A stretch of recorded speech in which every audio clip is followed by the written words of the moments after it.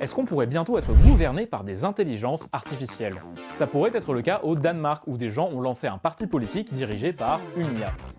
Le Parti synthétique, c'est son nom, a été créé en mai dernier par un collectif d'artistes et une fondation, et il est mené par le leader Lars, un chatbot, donc une IA conversationnelle, qui propose des politiques et qui discute avec ses adhérents, comme un vrai chef de parti finalement. Le but de ces créateurs, offrir une alternative aux à peu près 16% de Danois qui se sont abstenus lors des précédentes élections. Pour ça, le leader Lars a été entraîné à combiner les politiques de plein de petits partis marginaux qui ne sont pas représentés au Parlement depuis les années 70. Principalement avec des politiques très à gauche, comme l'instauration d'un revenu de base d'environ 13 000 $ par mois, ou un emploi garanti d'au moins 8 heures par semaine pour tous. La totalité du programme n'est pas encore connue, tout comme son chiffrage, et ce n'est pas vraiment étonnant, car cette IA n'est qu'un simple chatbot, un programme fait pour discuter, et pas pour réfléchir au contenu ou aux conséquences des politiques qu'il propose. D'ailleurs, vous pouvez parler politique directement avec le leader Lars via un serveur Discord, mais il vous répondra seulement en danois.